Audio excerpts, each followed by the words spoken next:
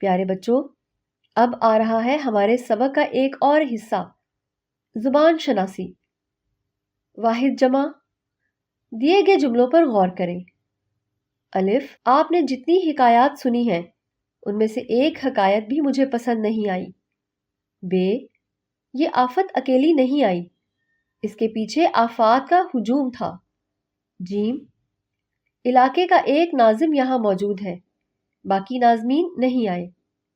اوپر دیے گئے جملوں میں نمایاں الفاظ یا واحد ہیں یا جمع۔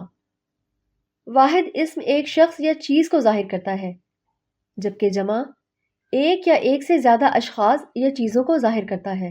اوپر کی مثال میں حکایت، آفت، ناظم بطور واحد اور حکایات، آفات، ناظمین بطور جمع استعمال ہوئے ہیں۔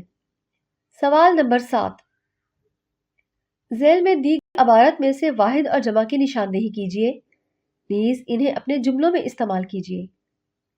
اس شہر میں بہت سے باغات ہیں۔ ایک باغ ہمارے علاقے میں بھی ہے، اس کے ارد گرد کئی مکانات ہیں۔ ہمارا مکان باغ کی دیوار کے ساتھ ہے۔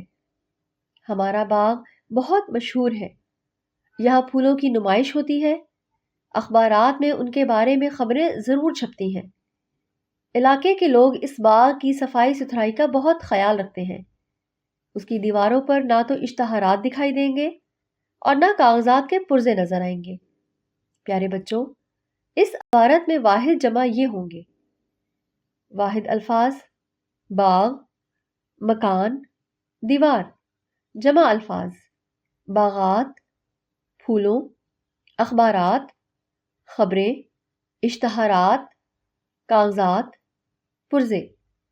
پیارے بچوں، اب ہم اگلے موضوع کی طرف چلتے ہیں، تذکیر و تانیث۔ وہ لفظ جو نر کے لیے بولا جائے اسے مذکر کہتے ہیں، اور وہ لفظ جو مادہ کے لیے بولا جائے اسے مؤنث کہتے ہیں۔ تذکیر و تانیث کی قسمیں۔ تذکیر و تانیث کی دو قسمیں ہوتی ہیں۔ نمبر 1، تذکیر و تانیث حقیقی۔ نمبر 2، تذکیر و تانیث غیر حقیقی۔ نمبر 1، تذکیر و تانیث حقیقی۔ دیے گئے جملوں کو غور سے پڑھیے۔ الف، ماموں اور ممانی حج پر گئے۔ بے، پھوپھا اور پھوپھی نے ہماری دعوت کی۔ جیم، گائے اور بیل چر رہے تھے۔ اوپر دیے گئے جملوں میں ماموں، ممانی، پھوپھا، پھوپھی اور گائے، بیل ایک دوسرے کے نر اور مادہ ہیں۔ انسانوں اور حیوانوں میں ہر نر کے مقابلے میں مادہ ہوتی ہے۔ انسانوں اور حیوانوں کی تذکیر و تانیث کو تذکیر و تانیث حقیقی کہتے ہیں۔ تذکیر و تانیث غیر حقیقی۔ دیے گئے جملے غور سے پڑھیے۔ الف، درخت ہرا تھا لیکن اس کی ٹہنی سوکھ گئی تھی۔ بے، سڑک تنگ تھی اور کچا راستہ کھلا تھا۔ پہلے جملے میں درخت مذکر ہے اور ٹہنی مؤنث۔ دوسرے جملے میں سڑک مؤنث ہے اور راستہ مذکر۔ غیر جاندار اشیاء میں انسانوں اور جانوروں کی طرح نر اور مادہ کے جوڑے نہیں پائے جاتے، لیکن اہل زبان ان اشیاء کو مذکر یا مؤنث بولتے ہیں۔ یہ اشیاء کی تذکیر و تانیث غیر حقیقی کہلاتی ہے۔ عام طور پر ایسی بے جان اشیاء جن کے آخر میں الف یا ہے آتا ہے وہ مذکر استعمال ہوتی ہیں، جیسے گھونسلہ، جالا، پردہ، دریا وغیرہ۔ ایسی بے جان اشیاء جن کے آخر میں چھوٹی ای آتی ہے وہ مؤنث استعمال ہوتی ہیں، جیسے الماری، کرسی، تختی، لکڑی، بانسری وغیرہ۔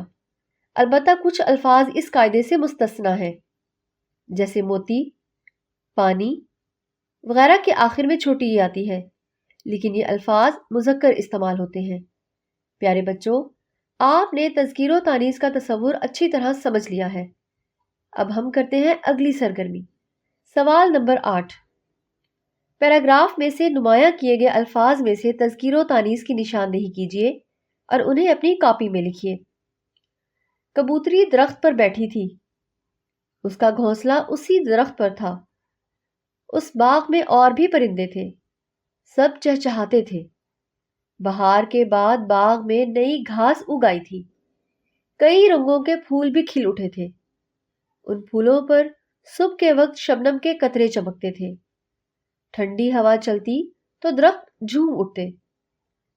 پیارے بچوں، آپ الفاظ کو الف بائی ترتیب سے بخوبی لکھ سکتے ہیں، تو آئیے اگلی سرگرمی کریں۔ سوال نمبر 9، دیے گئے الفاظ کو الف بائی اعتبار سے ترتیب دیجیے اور پھر اسی ترتیب سے ان کے معنی لغت میں سے تلاش کیجیے۔ سائباں، لاجوردی، خلت، کھنڈر، شیریں۔ یہ الفاظ الف بائی ترتیب سے کچھ یوں لکھے جائیں گے: خلت، سائباں، شیریں، کھنڈر۔ پیارے بچوں، اب آ رہا ہے ہماری مشق کا اگلا مرحلہ۔